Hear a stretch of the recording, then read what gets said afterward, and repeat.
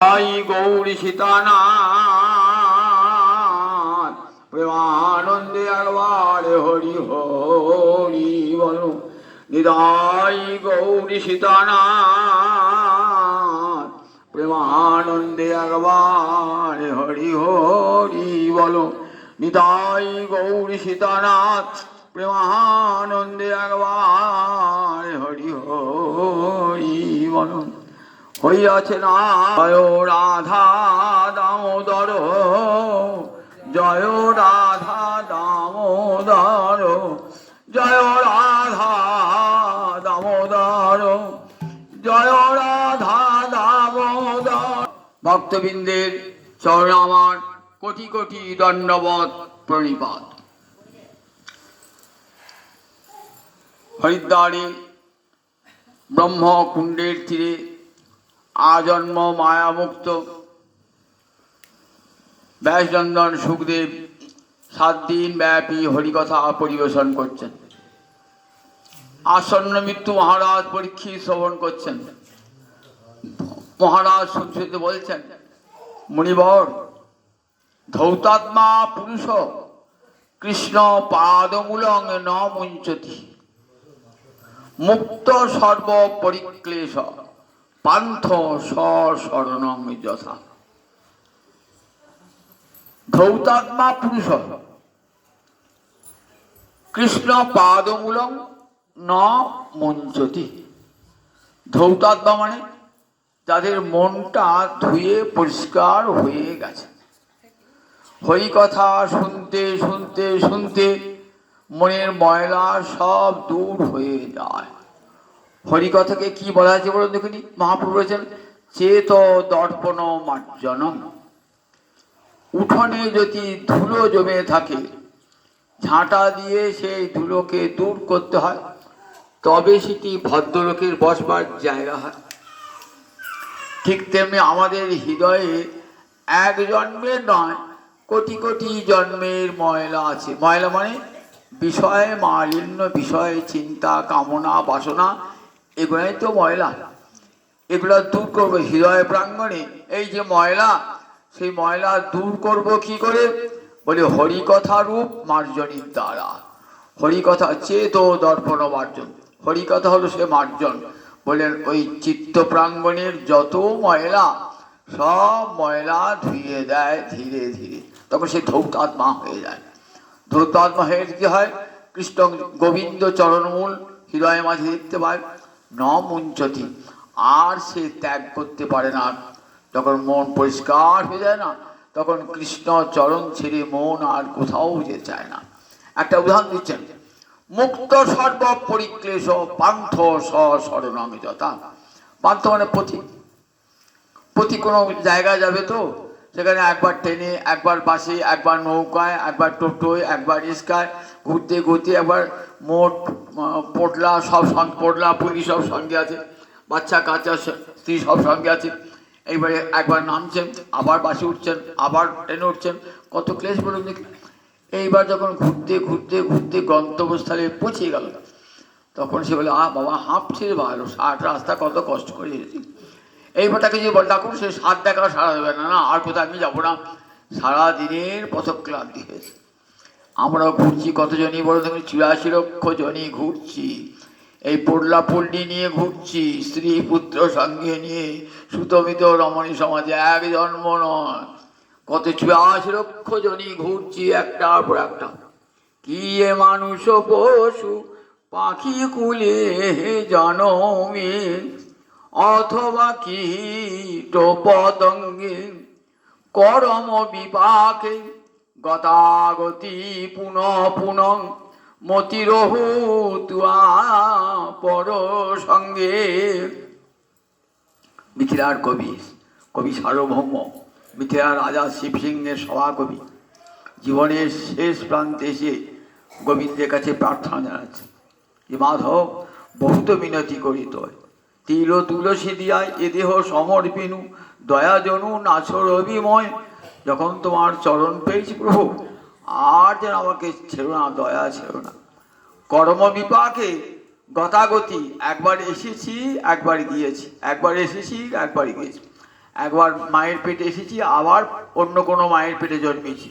এমনি করে কর্ম থেকে কখনো মানুষ, কখনো পশু, কখনো দেবতা, কখনো পক্ষী, কখনো কীট পতঙ্গ, 84 লক্ষ ঘুরতে ঘুরতে ঘুরতে ঘুরতে ঘুরতে ঘুরতে এসে ব্রহ্মাণ্ড ভমিতে ভমিতে কোনো ভাগ্যবান জীব গুরু কৃষ্ণ প্রসাদে বাহায় ভক্তিলতা ঘুরতে ঘুরতে কোন এক জন্মে মহতের কৃপা লাভ হয়ে গেল। কৃষ্ণ ভক্তি বীজ আমার হৃদয়ে রোপণ করে দিলেন। তখন গোবিন্দ দর্শন করে কেমন হলো? পান্থ যেমন, পথিক যেমন সশরণ নিজের বাড়িতে গিয়ে আনন্দ পায়। সব ভুললেন তো, ঘুরতে ঘুরতে যেখানে এখানে সেখানে বেড়াতে গেছে, কত দৃশ্য দেখছেন, কিন্তু নিজের বাড়িতে আনন্দ সেটা পান কোথাও পাবেন না। নিজের বাড়ির যে আনন্দ, পান্থ সশরণ। আমার নিজের বাড়ি কোনটা বলুন দেখি? মন চলো, বিবেকানন্দের গান আছে, মন চলো নিজ নিকেতনে। কত ঘুরে বেড়াচ্ছি বিদেশির দেশে, বিদেশির বেশ পোশাকে ঘুরে ঘুরে বেড়াচ্ছি কত দেশ। এইবার চলো মন চলো নিজ নিকেতনে, চলো গোবিন্দ চরণই তো আমার নিজ নিকেতন। সেখানে যখন পৌঁছিয়ে যাব তখন সব ক্লেশ ধ্বংস হয়ে যায়, মুক্ত সর্ব পরিক্লেশ। পরিক্লেশ মানে কি? কত প্রকার ক্লেশ, অবিদ্যা, অস্মিতা, রাগ, দ্বেষ, অভিনিবেশ, এগুলো পঞ্চক্লেশ বলেছে। আবার আধ্যাত্মিক, আদিদৈবিক, আদিভৌতিক কত দুঃখ তাপ, যতবার জন্মেছি জন্ম থেকে মৃত্যু পর্যন্ত কত ক্লেশ বলুন দেখি। সংসারে মায়ের পেটে কত যন্ত্রণা ভোগ করেছি অসহায়। তারপর যতদিন শৈশবকাল ছিল তখনই পরাধীন হয়েছি, যৌবনে সংসার করলাম, সংসারের দুঃখ যন্ত্রণা ভোগ করতে হলো। আবার বার্ধক্য এলো, তখনও দেহের জরা পীড়ায় আক্রান্ত হলাম। আবার মৃত্যু যন্ত্রণায় বিছানায় পড়ে থাকলাম, মৃত্যু যন্ত্রণা ভোগ করলাম। আবার মায়ের পেটে জন্ম, এমনি করে কত ক্লেশ বলতে কি পরিক্লেশ। সংসারটা মানে হচ্ছে ক্লেশ। এখানে ক্লেশের জায়গা, এটা সুখের জায়গা নয়। দুঃখালয়ং, গীতায় ভগবান বলে দেখো, এই সংসারটা সুখ করবার জায়গা না, সংসারটা দুঃখ ভোগের জন্যে, কর্মফল ভোগের জন্যে সবাই এসেছে। এখানে কখনো মানুষ সুখ পায় না, এখানে কখনো মানুষ শান্তি পায় না। দুঃখের আলোয় থেকে যদি কেউ সুখের আশা করে সে তো ভ্রান্ত, কোনোদিনই পাবে না, সুখ পাবে না এখানে। কারণ সংসার তো সুখের জায়গা নয়, গীতায় বলে দিয়েছেন দুঃখালয়ম অশাশ্বতম। আবার যদি বা সুখ থাকে অশাশ্বতম, কিছুদিনের জন্য সুখটা থাকলো, তারপরে দেখলো সব শেষ হয়ে গেল। তাহলে আমি চাই সেই শাশ্বত সুখ, সুখঙ্গে ভুয়াত, আমার সুখ হোক, এ তো আমার চিরকালের প্রার্থনা। সকালে উঠেই ঠাকুরের কাছে বিছানায় বসে বসে কি প্রার্থনা করি? দুঃখঙ্গে মাভূত, আমার যে দুঃখ যেন আমাকে স্পর্শ না করে। সুখঙ্গে ভুয়াত, আমার সুখ হোক ঠাকুর। ভদ্রং কর্ণেবি সিনুয়াম দেবা, ভদ্রং পশ্চিম অশ্বী যজত্রা, বেদে ঋষিগণ বলছেন। সকালে উঠে আমি কি প্রার্থনা করি?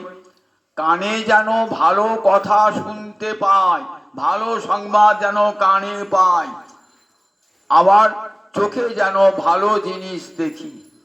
এটি সবার আমাদের প্রার্থনা, কিন্তু হয়তো না, প্রার্থনা করলেও হয়তো না, আমার কর্মফলে যেটা হবার সেটাই হবে। এই কর্মফল ধ্বংস হয় কখন? বললেন যতক্ষণ পর্যন্ত কর্মাণি ক্ষয়ন্তে, কখন বেদমাতা বলছেন তোমার কর্ম কখন ক্ষয় হবে? তস্মিন দৃষ্টি পরাবরী, ওই হৃদয় মন্দিরে যখন দেখবেন গোবিন্দ আমার আলোক দাঁড়িয়ে আছেন, তখন সব কর্মফল ক্ষয় হয়ে যাবে। সব কর্ম বিদ্যতি হৃদয় গ্রন্থি ছিদ্যন্তি সর্বসংশয়া, গিট খুলে যাবে, হৃদয়ের ভিন্ন হয়ে যাবে। গিট খুলে মানে সংসার বন্ধন ছিন্ন হয়ে যাবে।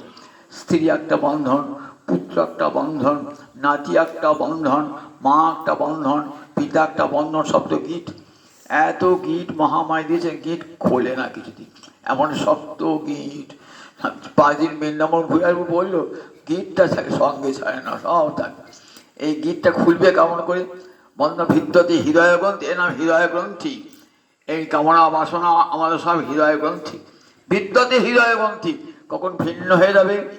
বললেন তস্মিন দৃষ্টি পরাবরী, বেদমাতা বলছেন দেখো পুত্র, তখন তোমার সব গ্রন্থি ভিন্ন হয়ে যাবে। যখন হৃদয়ে পরমাত্মা পরব্রহ্ম শ্রীহরিকে দর্শন করবে, তখন আপনা আপনি তোমার সব গিট খুলে যাবে, সংসার বন্ধন ছিন্ন হয়ে যাবে। তখন বুঝবে কশ্যকে প্রতিপুত্রাত্রা মোহয়ে ভূমিকর, কে কার পতি, কে কার পুত্র, কারো সঙ্গে কারো কোনো সম্পর্ক নাই। একটা মায়ার সম্পর্কে জড়িয়ে পড়ে আমরা কাঁদছি, মায়ার সম্পর্কে কখনো সুখ পাচ্ছি, কখনো দুঃখ পাচ্ছি। কশ্যকে প্রতিপুত্রাদ্যা, কে কার পতি, কে কার পুত্র, কারো সঙ্গে কারো কোনো সম্পর্ক নাই।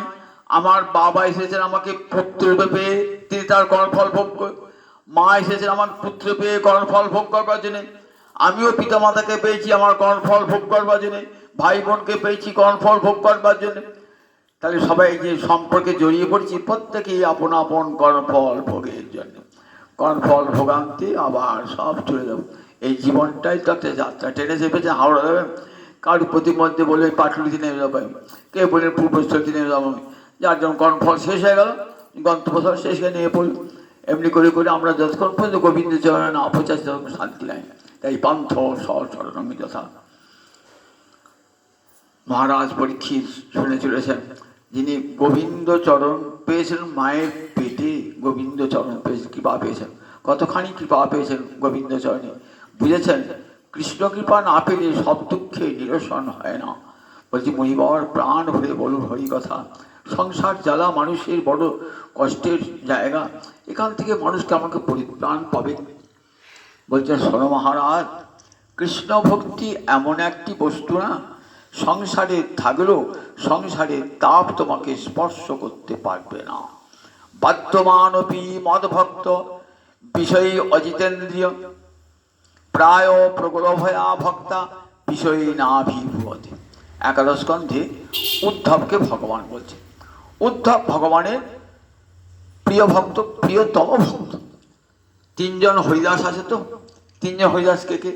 একজন মহারাজ যুধিষ্ঠির, একজন উদ্ধব, আর একজনের গিরিরাজ গোবর্ধন।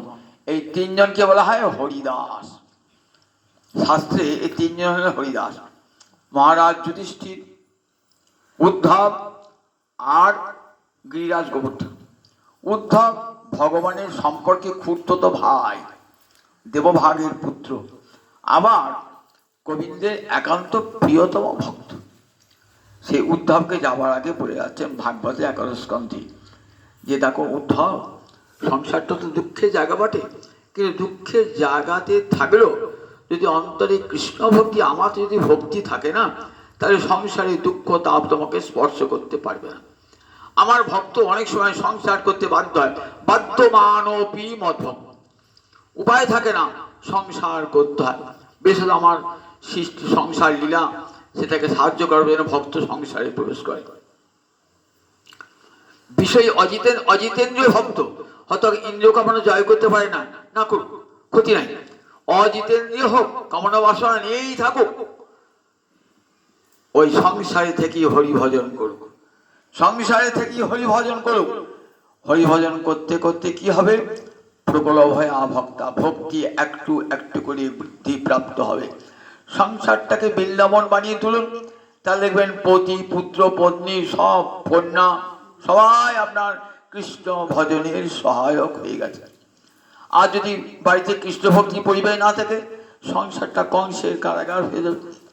আর ওই সংসারই আবার সুখময় বৃন্দাবন হয়ে যাবে যদি সংসারে কৃষ্ণ ভজন প্রবেশ করে।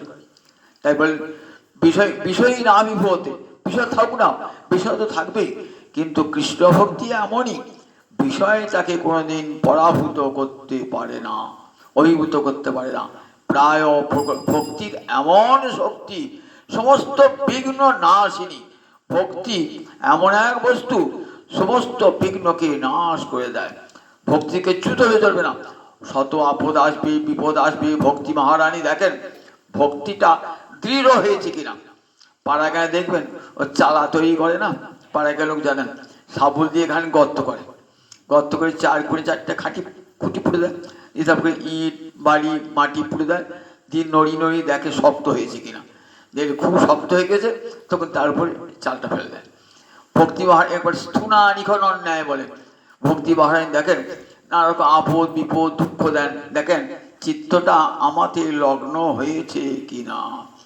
ভজন করতে করতে কোনো বিঘ্ন এলো আর আমরা ভজন করি না, ভক্তিমান পরীক্ষা করে দেখেন, শত বিঘ্নতেও যখন মন চঞ্চল হচ্ছে না, গোবিন্দ চরণ ছেড়ে কোথাও যাচ্ছে না, তখন জানবেন খুঁটিটা শক্ত হয়েছে, তখন গোবিন্দের কৃপাটা নেই। ভক্তিটা দেখবেন তখন খাঁটি ভক্তি।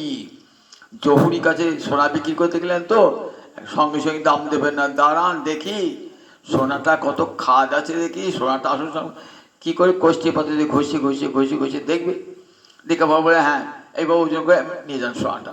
ভগবানও ঠিক তেমনি, আমি গৌ হানি তাই মুখে কাঁদছি, সত্যিকারে মনে কাঁদছি কিনা একটু গোবিন্দ আমার দেখে নেবেন। দেখে নিয়ে কষ্টি পাত্রে ঘষি ঘষি যখন জানবেন, তখন তাকে সব ক্লেশ থেকে মুক্ত করে নিজ চরণ টেনে নেবেন। বাধ্যমান আমরা মনে করি লোকটা সংসারী, ওর আবার কৃষ্ণ ভক্তি। আমরা দেখি চৈতন্য ভাগবত, সেখানে এক ভক্তের কথা দেখতে পাই। চৈতন্য ভাগবত কার লেখা? বৃন্দাবন দাস ঠাকুর প্রথম বাংলা ভাষায় চৈতন্য ভাগবত রচনা করেন। বাড়ি কোথায়? দেনুর পুরসুরি, নাম শুনেছেন তো? মন্তেশ্বরের কাছে দেনুর পুরসুরি। 800 বৃন্দাবন দাসের আগে যারা চৈতন্য চৈ রচনা করেছেন সব সংস্কৃত ভাষা। বৃন্দাবন দাস ঠাকুর প্রথম অতি সহজ সরল বাংলা ভাষায়। চৈতন্য চৈতন্য তো বড় কঠিন, সবাই পড়তে পারে না, বুঝতেও পারে না, কারণ দার্শনিক কাব্য তো বুঝতে পারে না।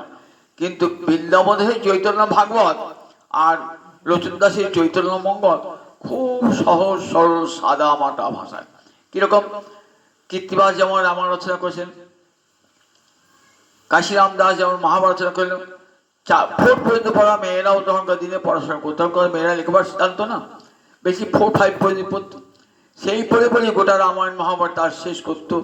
প্রতিদিন বাড়িতে সন্ধ্যাবেলায় বিকালবেলায় দেখবেন বাড়ির বয়স্ক মেয়েরা বসে বসে ওই একটি চৌকির উপর বসে রামায়ণ নামে রেখে পাশে একটি ধূপকাঠি জ্বালিয়ে একটি প্রদীপ জ্বলছে আর বসে বসে রামায়ণ পাঠ করতো। এটাই ভারতবর্ষের সংস্কৃতি ছিল, কালের সংস্কৃতি ছিল। এখনকার মেয়েরা টিভি দেখে, আর তো রামায়ণ পড়ে না, মহাভারত রামায়ণ জানেও না, রামায়ণ কি মহাভারত অনেকে শোনেও না এই রামায়ণ কি মহাভারত। অথচ রামায়ণ মহাভারতকে না জানলে ভারতবর্ষকেই জানা যায় না। যে দেশে বাস করছি সেই দেশের মাটিতে যে রামায়ণ মহাভারত রয়েছে, তার রক্তে ধ্বনিতে শনিতে শনিতে ধমনীতে রয়েছে রামায়ণ মহাভারত। আকাশে বাতাসে সর্বত্র রামায়ণ মহাভারত। রামায়ণ মহাভারতকে না জানলে কোনোদিন ভারতবর্ষকে জানা যায় না। তা ভারতবর্ষের সংস্কৃতি ছিল এরকম। ঠিক তেমনি করে বৃন্দাবন দাস ঠাকুর গৌরলীলা খুব সহজ ভাষায় বাংলা ভাষায় লিখলেন, যাতে সবাই পড়তে। দেখবেন ঘরে ঘরে চৈতন্য ভাগবত পড়ুন, দেখবেন আমার কথা ঠিক কিনা। অতি সহজ সরল ভাষায়, সাদা মাটা ভাষায়, সামান্য লেখাপড়া শিখো, পড়তে পারবেন, বুঝতে পারবেন। সেখানে চৈতন্য ভাগবতী এক বিষয়ী ভক্তের কথা বর্ণনা করত। এই বিষয়ী ভক্তের নাম ছিল পুণ্ডরিক বিদ্যানিধি। কোথা বাড়ি ছিল? চট্টগ্রাম। এখন চট্টগ্রামটা কোথায়? বাংলাদেশে। বাংলাদেশে চট্টগ্রাম। সেই চট্টগ্রামে চক্রশালা ব্লকের এলাকায় সেখানকার জমিদার ছিলেন। তখন তো অবিভক্ত বাংলা, মহাপুরুষ হয় অবিভক্ত বাংলা, তখন তো বাংলা ভাগ হয় না। বাংলা স্বাধীনতা 1947 সালে ভাঙলো, তখন বাংলা অখণ্ড বাংলা। সেই অখণ্ড বাংলার এই জমিদার ছিলেন আমাদের চক্রশালা জমিদার পুণ্ডরিক বিদ্যানিধি। খুব বিষয়ী বৈভবশালী ব্যক্তি। জমিদার মানে বুঝতেন তখন জমিদার প্রায় রাজার সমান, আর জমিদাররা তখন সব সরকারি বাহাদুরি সাহায্য পেত। প্রচুর জমি জায়গা ধন সম্পদ ছিল নবদ্বীপে, এখানে সেখানে বাড়ি 5 জায়গায়। যেমন আপনি যেমন টাকা পয়সা ধনবান, 5 জায়গায় বাড়ি থেকে, কলকাতায় একটা বাড়ি, দিল্লিতে একটা ফ্ল্যাট, বোম্বেতে একটা ফ্ল্যাট, কালকাতায় একটা ফ্ল্যাট, সব জায়গায় থাকে। তখনকার দিনে জমিদারদের থাকতো সব জায়গায় বাড়ি থাকতো। নবদ্বীপ একটা বিশাল অট্টালিকা আছে, মাঝে মাঝে নবদ্বীপ আসতেন। তা মাঝে মাঝে নবদ্বীপ একবার নবদ্বীপ এসেছেন। নবদ্বীপ এসেছেন পরম বৈষ্ণব, কিন্তু পুণ্ডরিক বিদ্যানিধি কি ছিলেন? কৃষ্ণলীলায়। কৃষ্ণলীলায় ছিলেন রাধারানীর পিতা বিশ্বভানু রাজা। যারা কৃষ্ণলীলায় ছিলেন তাই তো আবার গৌরলীলায় এসেছেন, যারা কৃষ্ণলীলায় ছিলেন তারা আবার গৌরাঙ্গ লীলায় এসেছে। বিশ্বভানু রাজা তিনি এসেছেন পুণ্ডরিক বিদ্যানিধি হয়ে। বড় বিষয়, কিন্তু হৃদয়টা কৃষ্ণ প্রেমে ভরা। তাই মহাপ্রভু কি বলতেন, বিদ্যানিধি নয় ও প্রেমনিধি। বিদ্যানিধি কাল বলতেন, সংস্কৃত সাহিত্যে সুপণ্ডিত ছিলেন, তাই উপাধি পেয়েছিলেন বিদ্যানিধি। আর মহাপ্রভু বলতেন বিদ্যানিধি নয় প্রেমনিধি। বিশ্বভানু রাজা যেমন প্রেমনিধি, বলি প্রেমের অবতার রাধানীকে কন্যা রূপে পেয়েছিলেন, তেমনি পুণ্ডরীক বিদ্যানিধি নয় প্রেমনিধি। মাঝে মাঝে নবদ্বীপ আসতেন। নবদ্বীপে এসেছেন, তখন একদিন ওই ওই সিয়াট ওইখানকার লোক ছিলেন, আমাদের ওই চট্টগ্রামের লোক ছিলেন মুকুন্দ আর বাসুদেব, দু ভাই। মুকুন্দ মহাপ্রভুকে কীর্তন শোনাতেন। সেই মুকুন্দ একদিন গদাধর পণ্ডিত, গদাধর পণ্ডিতকে পঞ্চতত্ত্বের একটি, পঞ্চতত্ত্বাত্মকং কৃষ্ণং ভক্ত রূপ স্বল্পকং ভক্তাবতারং ভক্তাক্ষং নমামি ভক্ত শক্তিকং। এই পাঁচ পঞ্চতত্ত্বকে আমরা বন্দনা করি। পঞ্চতত্ত্বাত্মকং কৃষ্ণ, পাঁচটি তত্ত্বের ভক্ত রূপম, স্বয়ং গোবিন্দ ভক্তরূপে এসেছেন। আসল ভক্তিটিকে নিত্যানন্দ গৌরহরি ভক্তরূপে এসেছেন, আর আসল ভক্তের স্বরূপটি নিত্যানন্দ। ভক্তের অবতারকে অদ্বৈত প্রভু ভক্তের অবতার। আর গদাধরের ভক্ত শক্তি, শিবাসুরের ভক্ত, গদাধরের ভক্ত শক্তি, অর্থাৎ রাধারানী তার এক অংশে গদাধর পণ্ডিত হয়ে এসেছেন, রাধারানীর একটা অংশ গদাধর রূপে এসেছেন। সেই জন্য গদাধর সবসময় মহাপ্রভু বামে থাকতেন, বামেতে। দেখবেন পঞ্চতত্ত্বের ফটো দেখেছেন তো, গদাধর কোন দিকে আছেন? বাম দিকে গদাধর আছেন। শক্তি কোন দিকে থাকে? শক্তি মানের বামে থাকে শক্তি, তাই গদাধর পণ্ডিত বামে আছেন। এই গদাধর পণ্ডিত পঞ্চতত্ত্বের এক, পঞ্চতত্ত্বের একটা তত্ত্ব তো। তা গদাধরের সঙ্গে মুকুন্দের খুব ভাব। মুকুন্দ একদিন বললেন, গদাধর এক কাজ করবে, নবদ্বীপে এক পরম বৈষ্ণব এসে দেখতে যাবে। যখন এসেছেন পুণ্ডরিক বিদ্যানিধি সব কত ছড়িয়ে পড়ে সংবাদটা, বলে হ্যাঁ বৈষ্ণব দর্শন। বৈষ্ণব দর্শন তো মহাভাগ্যের কথা, বৈষ্ণব দর্শন হলে তার কৃপা লাভ হবে। চলো গেলেন, দেখলেন বাবা বিশাল বাড়ি নবদ্বীপে। ঢুকলেন, বিরাট রাজবাড়ির মতন রাজবাড়ি, বিরাট সিংহদ্বার পেরিয়ে অনেকগুলি কক্ষ পেরিয়ে একটি ঘরে ঢুকলেন। দেখলেন দামি পালঙ্কের উপর বসে আছেন, দেখতে একবারে যেমন সাক্ষাৎ মদন, এত রূপ, সুন্দর পোশাক, দামি দামি পোশাক, অঙ্গে আবার অলঙ্কার, সামনে পানের বাটা নামানো আছে, উপর থালার উপরে পানের বাটা, আবার কত দাস দাসী সেবা করছে, আর দেহটা প্রসাধনে সজ্জিত। গদাধর ভাবছেন মুকুন্দ তো আচ্ছা বৈষ্ণব দেখা যায়। বৈষ্ণব মানে কি জানি আমরা, ছেঁড়া কাঁথা ন্যাড়া মাথা কাঁধে বহিবার, এই বৈষ্ণব?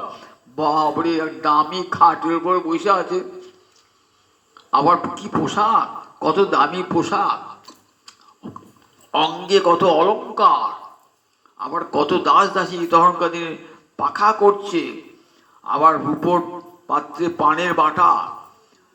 অবাক হয়ে গেছেন, বাড়িঘর দেখছেন, বলছে কেউ বৈষ্ণব? মুকুন্দ তুমি বৈষ্ণবী ছিল না? বৈষ্ণবী ছিলেন না মনে মনে ভাবছে। এমন জায়গায় দিনটা মানে মাটি হয়ে গেল। বৈষ্ণব দর্শন বিষয়ী দর্শন, বিষয় দর্শন বৈষ্ণব দর্শন। মুকুন্দ বুঝতে পেরেছেন, মনে ভাবছি যে গদাধর যেন মুখটা ফিরিয়ে আছে, বিরক্ত বিরক্ত ভাব। জানে না গদাধর এই পুণ্ডরিক বিদ্যানিধির হৃদয়ে কতখানি প্রেম আছে। রাজা হয়েও হরিভক্তি যায় না। কার? প্রহ্লাদ গেছিল, প্রহ্লাদ তো রাজা হয়েছেন, প্রহ্লাদ তো রাজা হয়েছেন, অনন্ত ঐশ্বর্য অধিকারী। আমাকে রাজ্য দিও না, তা বলে না, তোমাকে রাজ্য পেতে হবে। যদি কৃষ্ণ ভক্ত রাজা হয়, প্রজাদের মঙ্গল হয়ে কল্যাণ হয়। গোবিন্দের আদেশে প্রহ্লাদ রাজা হয়েছিলেন। রাজা হয়েও মন কি কখনো তার রাজ ঐশ্বর্য ছিল? ছিল না। বর্ষা আমার কাছে প্রহ্লাদকে বলছেন, নৃসিংহদেব বলছেন, কি বর দেবে ঠাকুর? দেখো তোমার পিতার মতো অনন্ত ঐশ্বর্য। না না, তোমাকে ইন্দ্রপদ দেবো, ব্রহ্মপদ দেবো, আমিও সব চাই না। আমাকে আর আমার ঐশ্বর্যের লোভ দেখিও না। তাহলে কিছুই বর নেবে না? হ্যাঁ, একটা বর নেবো। কি বর নেবো? যা প্রীতি অবিবেকিনাং বিষয়েষু অনপায়নি তামনুসরত সামে হৃদয়াৎ না প্রসর্পতু। যা প্রীতি, যে ভালোবাসা, অবিবেকিনাং, অবিবেকী ব্যক্তির বিষয়ে যে ভালোবাসা। অবিবেকী ব্যক্তি কাকে বলে? যারা টাকা পয়সা ঘর বাড়ি ধন দৌলতকে জীবনের সর্বস্ব বলে মনে করে, যাদের কাছে হরিভক্তি হরিভজন ধর্ম কর্ম তুচ্ছ। টাকা পয়সা উপভোগ করো, ভোগ করো, সংসার করো, ঋণং কৃত্বা ঘৃতং পিবেদ যাবজ্জীবেদ সুখং জীবেদ। চারবাক দর্শন ছিল আমাদের দেশের। চারবাক বলে একটা ঋষি ছিল, নাস্তিক, বলতে ঠাকুর দেবতা আবার কি, আবার আত্মা পরমাত্মা বলে কি কিছুই নাই, মরে গেলে ভস্ম হয়ে যায়, সেও আসে না। যতদিন বাঁচবে ভালো করে খাও দাও নাচো গাও আনন্দ করো, ঋণং কৃত্বা ঘৃতং। একে বলতে চারবাক। এই চারবাক দর্শনের লোক তো যেমন দুর্যোধন ছিলেন ওই চারবাকের বন্ধু।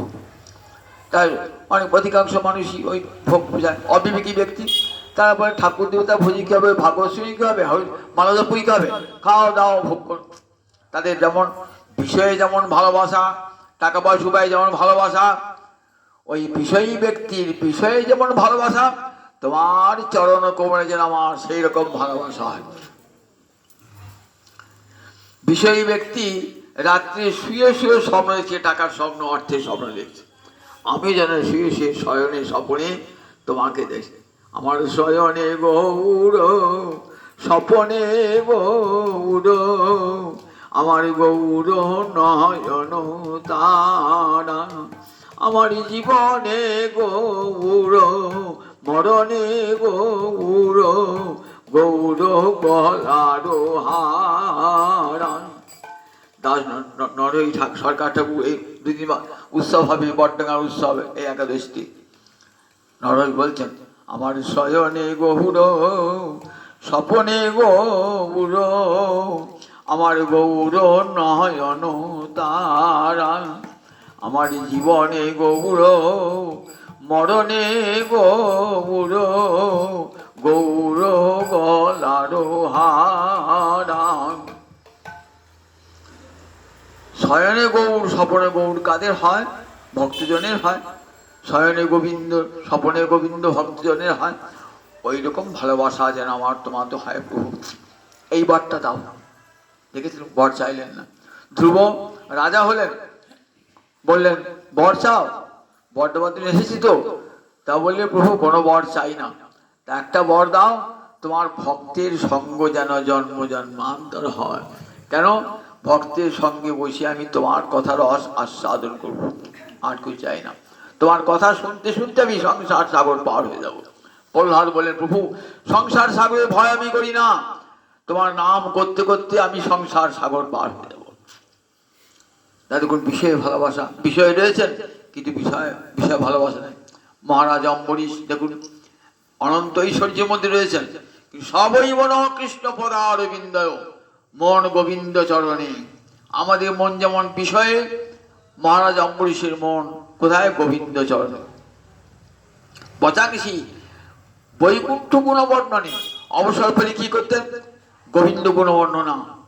যদি কেউ থাকতেন রাজসভার মন্ত্রী বলে কৃষ্ণ কথা বলো, এখন তার রাজকার্য নাই, কৃষ্ণ কথা বলো শুনবো, নিজেও বলতেন কৃষ্ণ কথা, শুনতেন কৃষ্ণ কথা।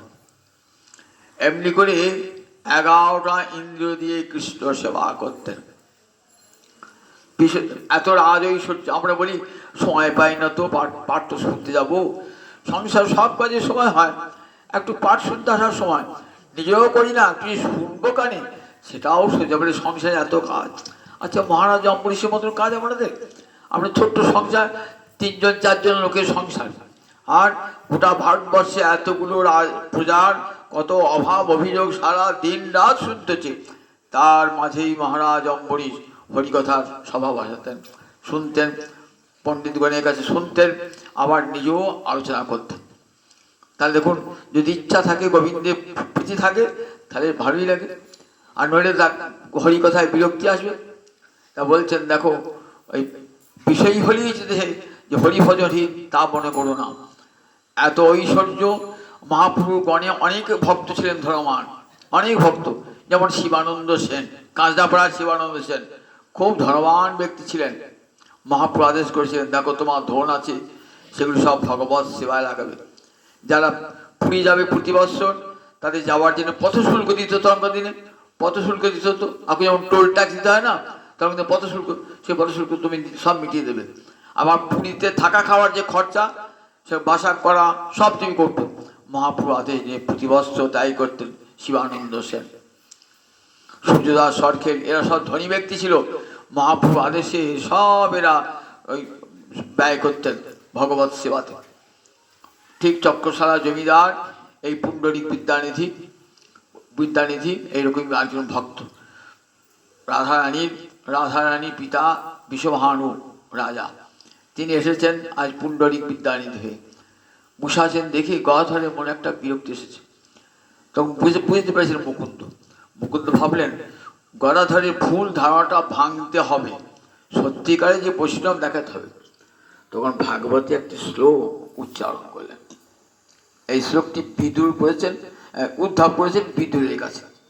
উদ্ধব ঘুরতে ঘুরতে ঘুরতে ঘুরতে এসেছেন এক তীর্থক্ষেত্রে, সেখানে বিদুরের সঙ্গে দেখা। বিদুরও পরম কৃষ্ণ ভক্ত, উদ্ধব কৃষ্ণ ভক্ত, দুজন দেখা হয়েছিল।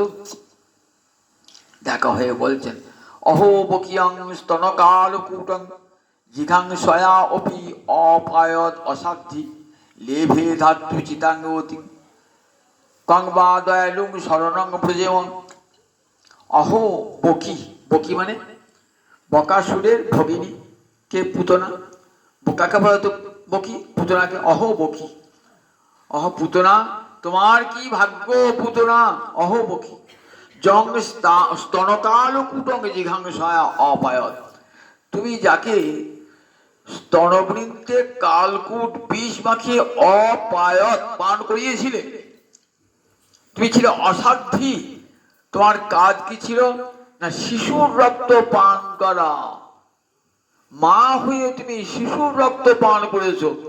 কংসের নির্দেশ মেনে 10 দিনের কম 10 দিনের বেশি যত শিশু আছে সব শিশুর রক্ত তোমাকে পান করতে হবে, এটাই আদেশ ছিল পুতনার প্রতি কংসের। পুতনা সেই আদেশ পালন করছেন। ব্রজমণ্ডলে, মথুরা মণ্ডলে 10 দিনের কম বা 10 দিনের বেশি যত শিশু দেখেছেন সেই শিশুর রক্ত পান করেছেন। মা হয়ে শিশুর রক্ত পান করেছেন। দেখাচ্ছেন পুতনার মতন পাপী জগতে আর দ্বিতীয় নাই। একটা নরঘাতকও নয়, নরঘাতকও এত বড় পাপী নয়, আবার মা হয়ে শিশুর রক্ত পান করেছে। আবার দেখুন কৃষ্ণকে কি করেছেন, কোলে তুলেছেন মারবার জন্য। কি করেছেন? আদর করে মায়ের ছলে কোলে নিয়েছেন। কোলে নিয়ে স্তনবৃন্তে কালকূট বিষ, ঠোঁটে গেলেই মৃত্যু, খেতেও হবে না, ঠোঁটে গেলে নাকের নিঃশ্বাসের সঙ্গে যদি সেই বিষের গন্ধ চলে যায় মৃত্যু হয়ে যাবে। স্তনকালকূট নিয়ে গেছে, যে ওই নন্দনন্দনকে কোলে নিয়ে ওই স্তনবিন্দ পুটিয়ে যেন বিশ্বাস করতে পারে নারায়ণীর বেশে গিয়েছেন, লক্ষ্মীর বেশে গিয়েছেন, রাক্ষসী বেশে যান নাই, অপূর্ব সুন্দর রমণী। সবাই ভাবছেন কৃষ্ণ এসেছেন, তো তাই বৈকুণ্ঠেশ্বরী বৈকুণ্ঠ থেকে নেমে এসেছেন। তাই সবাই সম্ভ্রমের সঙ্গে সরিয়ে গিয়েছেন, দেখছেন। মা যশোদা মনে ভাবছেন লক্ষ্মী যদি আমার সন্তানকে একবার কোলে নেয় তাহলে আমার সন্তানের দীর্ঘ জীবন লাভ হবে, মনে ভাবছেন। পুতনা এত বুঝতে পারেন নাই, কোলে করে যে নিয়েছেন না, গোবিন্দ চোখটা মুদ্রিত করেছেন। ছোট্ট শিশু তো, অচেনা লোক দিলে কি চোখটা মুদ্রিত করে। এই দুটি চক্ষু যে মুদ্রিত করলেন না, তার কত ব্যাখ্যা দিয়েছেন গোস্বামী পাদুগণ। তারা সত্য ভুজের মঞ্জরি, তারা ব্যাখ্যা করে কেমন সুন্দর বলেন। দেখো চোখ মুদ্রিত করলো কেন? মনে মনে ভাবছেন যে ও তো বৈষ্ণব বিদ্বেষী, বিষ্ণু বিদ্বেষী, বৈষ্ণব বিদ্বেষী। শাস্ত্রে কি বলেছেন? ভগবত বিমুখ জন তার মুখ দেখো না। যে কৃষ্ণ বিদ্বেষী, কৃষ্ণ ভক্ত বিদ্বেষী, তার মুখ কখনো দেখো না। নট্ট ঠাকুর আমাদের লোচন দাস বলছেন না, নিতা যে দেশে নিতাই নাই সে দেশে না যাব, নিতায় বিমুখ জনার মুখ না হেরিব। যে দেশে নিতাই নাই সে দেশে যাব না, আর নিতাই বিমুখ জনার মুখ না হেরিব। যে ভগবানকে ভালোবাসে না তার মুখই দেখবো না। তা গোবিন্দ ভাবছেন পুতনা তো অনেক শিশু হত্যা করেছে, ও আমাকেও বিদ্বেষ করে, ওর মুখ দেখবো না। আর বলছে না না, ভাবছেন ও তো মায়ের বেশে এসেছে, মায়ের বেশে এসেছে, তা আমি যদি ওদিকে তাকাই না ও রাক্ষসী বেশটা ধরা পড়ে যাবে সঙ্গে সঙ্গে। সবাই এখানে আমার মা পর্যন্ত মূর্ছিত হয়ে প্রাণ পরিত্যাগ করবেন। তাই চোখটা খুলছেন না, চোখটা আমি চোখ খুলে তাকালেই ওর ওই কপট বেশটা ধরা পড়ে যাবে। আবার ভাবছেন না, বলছেন যখন কাউকে কি দান করতে হয় না তখন চিন্তা করে মানুষ, আচ্ছা কি দেওয়া যায়, কি দেওয়া যায়। মানে ভাবছেন ও তো মায়ের পেশে এসেছে, আমাকে তো আদর করে করে তুলে নিয়েছে, দুধ খাওয়ার ছল তো করেছে, তাহলে কি দেওয়া যায় ভাবরা চিন্তা করছেন। চক্ষু মধ্যিত করে, চোখটা মধ্যে করে খাওয়াচ্ছেন তো, ও বাবা এইটুকু ছেলে স্তন চূষণ করেই যাচ্ছে, কিছু মরলো না তো। ভাবছেন যেমনকার তেমনি, শুধু তাই নয় এমন করে স্তন ধরে টান মারছে, আমার প্রাণটাকে তো টানছে। মঞ্চ মঞ্চ ছেড়ে দাও, ছেড়ে দাও, তোমাকে আর দুধ খেতে হবে না। পুতনা বলছে, কৃষ্ণ বলছেন ছাড়বো কেন, তুমি যখন কোলে নিয়েছো মায়ের মতন, তোমাকে ছাড়তে পারি? তোমার সব পাপ আমি আজ হরণ করে নেব, তোমার প্রাণ হরণ করব, সেই সঙ্গে পুতনার দুরিত চৌর। তোমার দেখো আমি চোর, আমি চুরি করতে পারি, তোমার পাপ চুরি করবো, প্রাণ চুরি করব, সেই সঙ্গে তোমার পাপও চুরি করে নেব। কৃষ্ণ তোমার হই যদি বলে একবার, ভববন্ধ হইতে কৃষ্ণ তারে করেন পার। ওই যে কৃষ্ণকে করে নিয়েছেন না, ভববন্ধন থেকে পার হয়ে যাবে। সত্যতা করলেও মুক্তি হয়ে যায়, ভগবানের নিন্দা করলেও তো মুক্তি হয়ে যায়। আগে দিয়ে শুনেছি আপনি শিশুপাল নিন্দা করলেন না, আর করে নিয়েছেন ভগবানকে, মুক্তি হবে না? গোবিন্দ অঙ্গ পেয়েছেন, হবে না? পুতনার মুক্তি হয়ে গেল। কোথায়? ধাত্রীগতি, লেভে ধাত্রীচিতাঙ্গতি। আমার গোবিন্দ এত করুণাময়, বিষ দিয়ে মারতে গেল, আর তাকে কি দান করলেন? ধাত্রীগতি। ধাত্রী মানে ধাইমা, মায়ের সমান। আগেকার দিনে তো নার্সিংহোম ছিল না, ঘরে ঘরে সন্তান হতো, ধাইমারা প্রসব করাতেন। তা ধাইমা একটা মা, পঞ্চমাতার মধ্যে 5টা মা, তার মধ্যে ধাইমা একটা মা। আমরা ধাইমাকে মায়ের সমান সম্মান দান করতাম। তা ধাইমা মা যশোদার কাছে কাছে থাকবে, ধাইমা সেবা করবে। কত বড় গতি লাভ করলে? লেভে ধাত্রী চিতাঙ্গতি। উদ্ধব কাঁদতে কাঁদতে বলছেন আমার গোবিন্দের মতন এমন দয়ালু জগতে আর কি আছে? গোবিন্দ গঙ্গা দয়ালু শরণং ব্রজেমন। আর কোন দয়ালু ভগবানের শরণ গ্রহণ করব, যে বিষ দিলে অমৃত দেয়? কাকে দিলেন, কোথায় দিলেন? বলেন তা গোলকে, বৈকুণ্ঠ থেকে 50 কোটি যোজন ঊর্ধ্বে গোলকে ধাত্রীগতি দান করলেন পুতনাকে। যে পুতনা শিশু রক্ত পান করেছিল, জগৎকে দেখাচ্ছেন পুতনা, যে দেখো আমার মতন পাপ জগতে কেউ করে নাই। তোমরা পাপ করেছো, প্রত্যেক মানুষই একটু একটু পাপ করে ঠিকই, কিন্তু আমার মতন পাপ আর কেউ করে না। আমি কেমন পাপ করেছি দেখো, শিশু রক্ত খেয়েছি মা হয়ে। আমাকে যখন গোবিন্দ কৃপা করেছেন, তখন ওই জগতের জীব তোমরা চিন্তা করো না, একবার গোবিন্দ যত পাপই করে থাকো গোবিন্দ চরণে একবার শরণ করো। হে গোবিন্দ, তোমার পাপ হং পাপ কর্মহং পাপাৎ মা পাপ সম্ভব যাই মাং মধুসূদন। হে গোবিন্দ, হে পুণ্ডরীকাক্ষ গোবিন্দ, আমি তো পাপ, সাক্ষাৎ পাপের মূলত আমি, পাপ থেকে আমার জন্ম। প্রভু প্রভু তুমি আমাকে আমার সব পাপ হরণ করে নাও। পুতনার পাপ যখন হরণ করেছে প্রভু, আমার সব পাপ তুমি হরণ কর, পরমাদের গ্রহণ করবেন তিনি। পুতনাকে যখন কৃপা করতে, তাই গঙ্গা দয়ালুং শরণ। এই শ্লোকটা যেই উচ্চারণ করেছেন না, একবারে খাট থেকে পড়ে গেলেন হা কৃষ্ণ বলে কাঁদতে কাঁদতে। পুণ্ডরিক বিদ্যানিধি শ্লোকটা শুনে খাট থেকে পড়ে গেলেন একবারে। কোথায় পানের ওই ডাব্বর সব উল্টে গেল, রেকাবি উল্টে গেল, একবারে উল্টে পড়লেন। কোথায়? নয়ন জলে ভাসছেন আর হা কৃষ্ণ কাঁদছে। ওই শ্লোকটি শুনে তখন গদাধর মনে মনে ভাবছেন, ছি ছি, আমি কি করলাম, আমি করলাম। বৈষ্ণবের প্রতি মনে মনে যদি বিদ্বেষ পোষণ করা হয় সেটাও তো পাপ, সেটা তো পাপ। মনে মনে বিদ্বেষ পোষণ করেছি, বাইরে কিছু বলে নেই, মনে মনে বিরক্তি অনুভব করেছি। তখন কি করলেন, তখন মুকুন্দ ছুটে গিয়ে ধরেছেন, পড়ে চেপে ধরেছেন। আবার বলো মুকুন্দ, আবার বলো। অহোপকিয়াং স্তন কাল কূটাং জিগাংসায়া অপি অপায়দ অপি অসাধ্যি লেভে ধাতৃচিতাঙ্গতি কাংবা দয়ালুং শরণং ব্রজম।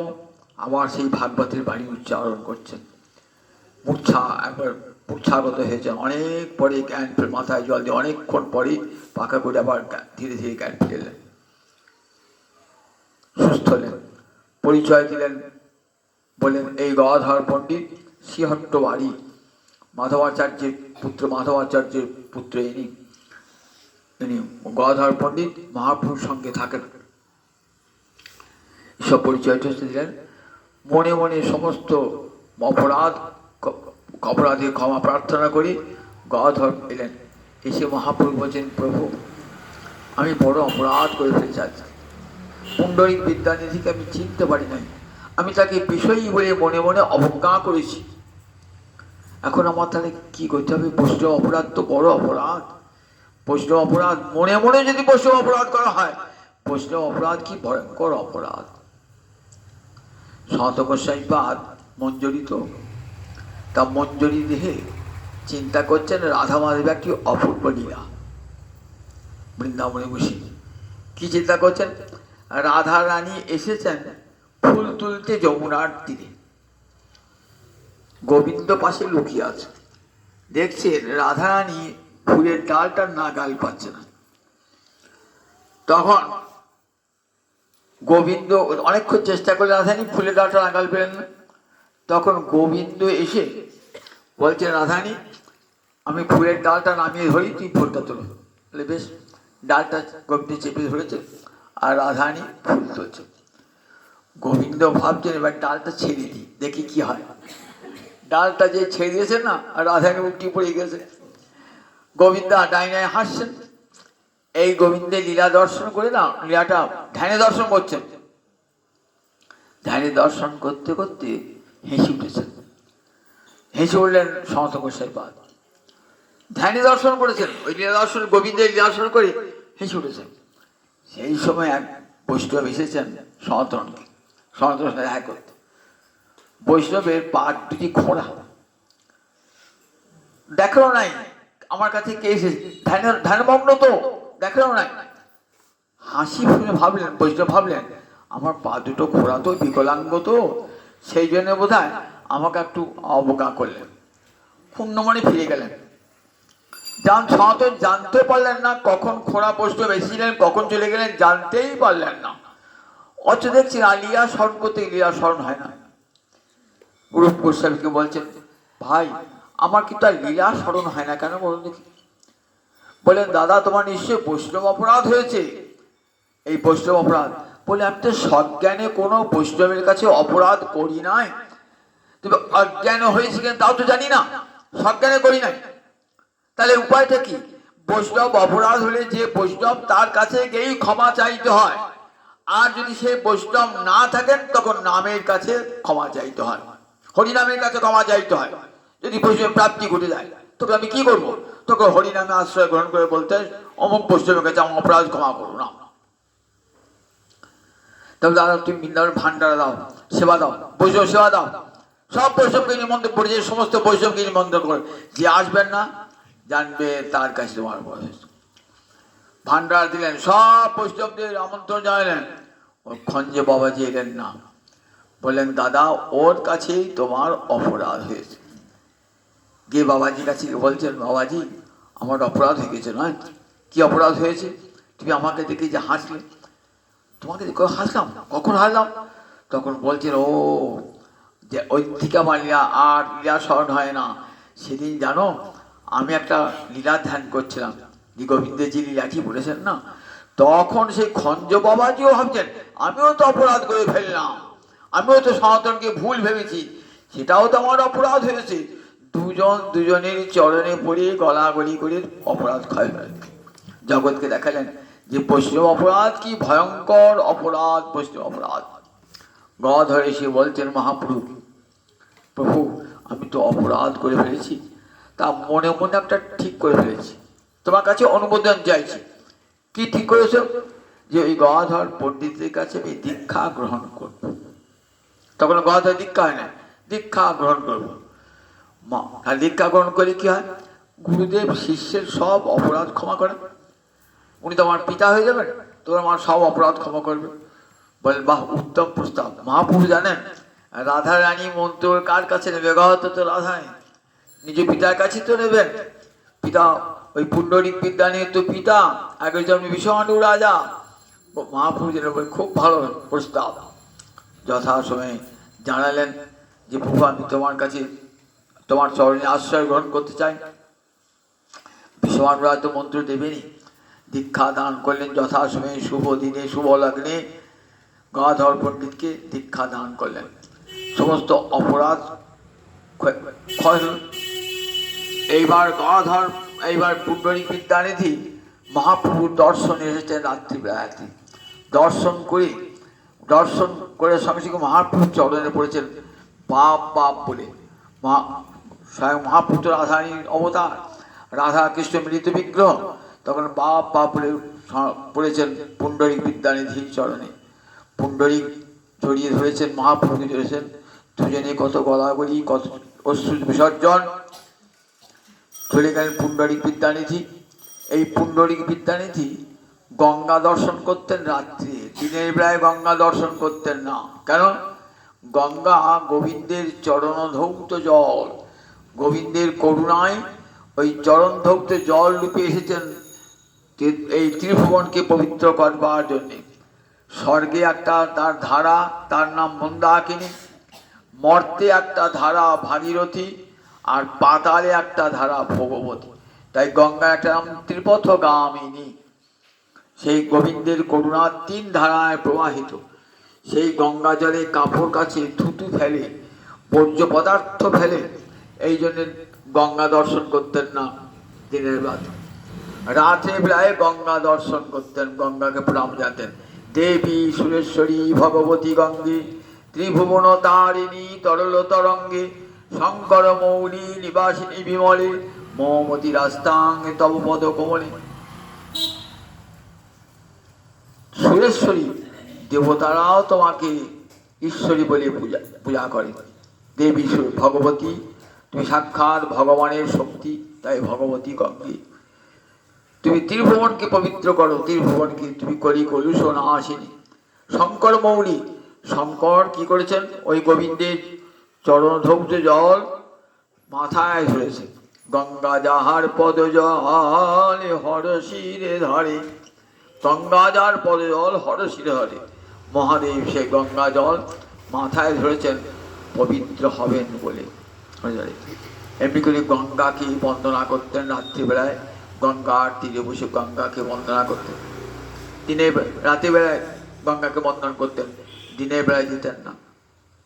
এই পুণ্ডরিক বিদ্যানিধি পুরী ধামে তখন গারস্থ লীলায় নবদ্বীপে দেখা, আবার যখন মহাপ্রভু নীলাচলে না, তখন নীলাচলে এসেছেন একবার। কারণ গদাধর পণ্ডিত এই সময় তাই কি হচ্ছে, মন্ত্র গুরু মন্ত্র যদি অপরকে বলে ফেলা হয় না, তাহলে কি হয় না, সেই মন্ত্র আর ফলদান করে না। গুরু মন্ত্র যদি অপরকে বলা হয় না, বলছেন প্রকাশাৎ বীর্যহানি, মন্ত্রের শক্তি হয়ে যায়। তা গদাধর পণ্ডিত ওই মন্ত্র অপরকে বলে ফেলেছিলেন, যার ফলে তার মন্ত্রের শক্তি ক্ষয় হয়ে গেছে। তখন বলছে প্রভু গো, তুই ফের আমাকে মন্ত্র দিয়ে দাও। বলে তা হয় না, তোমার গুরুদেব আছেন, সেই গুরুদেবের কাছেই মন্ত্র দেয়। ঠিকই দেখুন মহাপ্রভু আকর্ষণ করেছেন, পুরী ধামে এসেছেন। পুরী ধামে এসে আবার গদাধর পণ্ডিতকে পুনরায় দীক্ষা দান করলেন, পুরস্চরণ করি আবার দীক্ষা দান করলেন। এবার থাকেন কোথায়? স্বরূপ দামোদর মহাপ্রকাশ থাকতেন। তো স্বরূপ দামোদর ছিলেন গদাধর ওই পুণ্ডরিক বিদ্যানিধির বন্ধু। একদিন অজ্ঞান মাসে অরুণ ষষ্ঠী হয়। এই অরুণ ষষ্ঠীর দিনে কি হয়, জগন্নাথকে নূতন কাপড় পরানো হয়। অরুণ ষষ্ঠীর দিন নূতন কাপড়টা মাড়ে চুবিয়ে সেই কাপড় জগন্নাথকে পরানো হয়, মাড় দিয়ে পরিষ্কার করে, তারপর রোদে শুকিয়ে। ভাবছেন মাড় দেওয়া কাপড় পরায় জগন্নাথকে, এরা আচার বিষয় কিছুই মানে না। এই উড়িয়াগুলো আচার বিষয় কিছুই মানে না, মনে বলছেন ইয়েকে সর্বদামোদরকে, দেখেছো এতে কোনো আচার, মাড় দেওয়া কাপড় জলে না ধুয়ে এই মাড় দেওয়া কাপড় জগন্নাথকে পরাচ্ছে। সর্বদানন্দ বলছেন দেখুন এদেশে এখানকার এটাই রীতি। তবে জগন্নাথের ক্ষেত্রে কোনো ব্যাস বিচার নাই, বলে জগন্নাথের ক্ষেত্রে নাই, কিন্তু জগন্নাথ সেবক যারা ওরাও তো মার দেওয়া কাপড় পরেছে, এই বলে হাসাহাসি করছেন। রাত্রেবেলাতে দেখছেন শুয়ে আছেন আর এক পৃথকান্তিক ঘরে, দেখছেন জগন্নাথ আর বলরাম এসেছে, কৃষ্ণ আর বলরাম এসেছে, এসে বলছে তুই বিচার করবার কে রে, পুরী ধামে তুই বিচার করবার কে? দেখো আমার সেবকের আচার নাই বিচার নাই, বিচার করবো তোর কে? বলে দুই ভাই গালে এমন করে চাপড় মারছেন না, বেরো এখান থেকে, পুরী ধাম থেকে বেরো বলে দুই গালে চাপড় মারছে, আমার কোনো না গাল ফুটে উঠেছে। সকালবেলাতে সর্বদামোদা দেখতে গেছেন, দেখছে দুটো গাল ফোলা, বলে কি হলো গো, গাল দুটো ফোলা কেন? তারপরে সারা রাত কৃষ্ণ আর বলরাম আমাকে চড় মেরেছে। বললেন পুরী ধামে এসে জগন্নাথের বিচার, জগন্নাথের সেবকের বিচার তো স্পর্ধা, জানি না পুরী ধামের সেবা আর পৃথক। রামানুজাচার্য এসেছিলেন যে জগন্নাথের উড়িয়াতে আচার বিচার নাই, যথা শাস্ত্রীয় নিয়মে পূজা হবে। গরুর এসে একবার কি করছেন, একবার রামানুজাচার্যকে ওই পুরী থেকে তুলে একবার 100 মাইল দূরে নামিয়ে দিয়েছিলেন, যাও তোমার নিয়মকরণ এখানে পুরীতে চলবে না, পুরীর নিজস্ব জগন্নাথের নিয়মকরণ আছে। তখন বুঝলেন পণ্ডিত সার্বভৌম এবং মহাপ্রভু বললেন দেখো বিদ্যানিধি, তুমি তো প্রেম নিধি, দেখো জগন্নাথের যে সেবা সেটা এখানকার নিয়মে হয়, তুমি শাস্ত্রীয় আচার বিচার এখানে খুঁজে পাবে না, আর জগন্নাথের বা জগন্নাথের সেবকের সমালোচনা করতে নাই, সেটাই তোমাকে শিক্ষা দান করলো। পুরী ধাম এখানে ব্রহ্মধাম, কলির ঠাকুর দারু ব্রহ্ম রূপে অবতীর্ণ হয়েছেন, শিক্ষা পেলেন, সেখান থেকে জগৎকে শিক্ষা দিয়ে গেলেন যে পুরী ধামের যে পূজা অর্চনা নিয়ে কোনো বিচার করো না। এইভাবে আমাদের পুণ্ডরিক বিদ্যানিধি আবার ফিরে গেলেন চট্টগ্রামে, চক্রশালায় ফিরে গেলেন। এরা সেবা ছিল লক্ষ্মী গোবিন্দের সেবা, এরা যারা বংশধর সব লক্ষ্মী গোবিন্দের সেবা। এই পুণ্ডরিক বিদ্যানিধির অবদান দিয়ে দেখালেন শ্রীমৎ ভাগবত বৃন্দাবন রাজ ঠাকুর যে বিষয়ে থাকলেও ক্ষতি নাই, বাধ্য মানবী মদ ভক্ত বিষয় অজিতেন্দ্রিয় প্রায় প্রগলভয়া ভক্তা বিষয় না বিভবতি।